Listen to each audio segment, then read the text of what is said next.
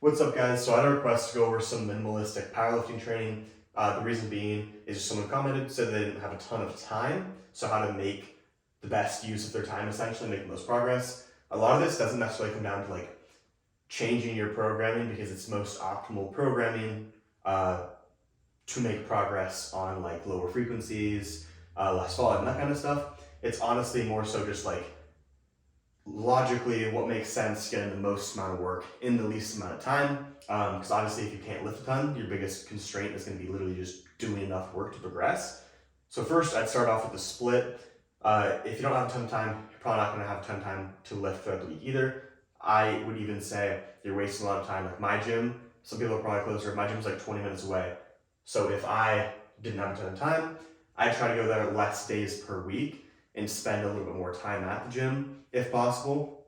Obviously, it's gonna be different for everyone. If you have like a home gym, sweet, maybe you just go down there for 30 minutes every single day and you can do a quick 30-minute workout. That's great. But for a lot of people, if you're just driving to the gym and it takes you maybe 15 minutes there, 15 minutes back, that's 30 minutes 4 times a week. That's 2 hours. If you could do half of that and it works feasibly for you, the amount of work you need to do, and you have enough time on those days, you could split up an extra 30 minutes for each workout, and in total you're getting an extra hour of working out instead of just an hour of driving.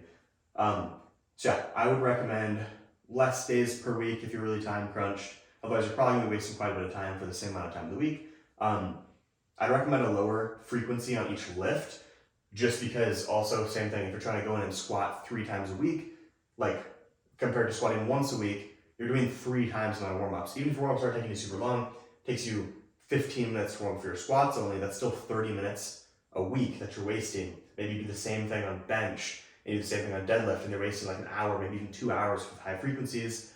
And you could be using that hour, 2 hours to get in just more work, maybe more accessories. Maybe you didn't have enough time to hit, some back and arm work that you cared about before, and I have time for that because you have a little bit lower frequency. And then also, I would do less accessories, less like variety of accessories.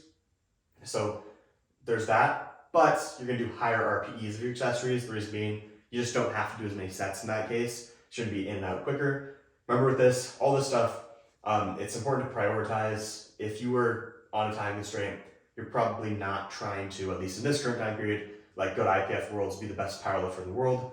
You just really like this and you're trying to maximize as much as you can, but like your life does not revolve around this. So prioritize what you can. You're not trying to become the best powerlifter in the world. If you try to accomplish too many things and optimize the program too much that you can't even do it, it doesn't really matter. If you can't stick to it consistently week to week, it's not gonna help you. And then also, if you're just trying to like, oh, I'm trying to be the best powerlifter I can be. I'm trying to be also the best bodybuilder I can be. I'm also trying to take up running, doing all this stuff. You're just gonna spread yourself so thin that you're not really gonna accomplish all of it that much. So if powerlifting is not your main goal, and you decide that, that's fine. If it is, then really prioritize the powerlifting, and at the same time, you're still not trying to even maximize your powerlifting. Accepting that is gonna help you make a better program, actually. So there's a bunch of ways you can do this. I'm taking this kind of to the extreme. If you can only lift like 2 days a week, first, I try to spread out your work throughout 2 days a week. So for example, you're gonna be fresher if you're squatting and deadlifting on different days. So I try to like, say you're doing Tuesday, Saturday, maybe squat on a Saturday, deadlift on a Tuesday, but then 2x frequency is generally gonna be better. So maybe put a squat accessory after the deadlifts, or a deadlift accessory after the squats.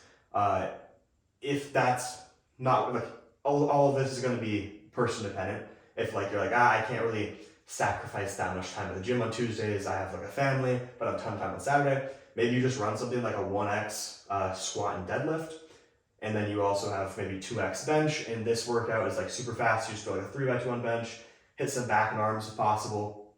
And what you're really prioritizing is like, yeah, Saturday mornings, I don't work, I have a really busy work schedule, and Saturday I always have off, and I have like 2 or 3 hours in the morning. This is like my main lifting day. I always get good sleep on the Saturdays, I always really eat well, especially. Also with all this stuff, you're not lifting as much. This is always the case, but the better your nutrition is, the better your recovery. It's gonna really, really show with something like this especially. But maybe I have like an SBD day this day. You have squats, bench, deadlift. With the sets, Same thing I do here is obviously if you're doing higher RPEs, you don't have to do as many sets. It's gonna be helpful, especially on something like bench. You could very easily have like AMRAPs on that day.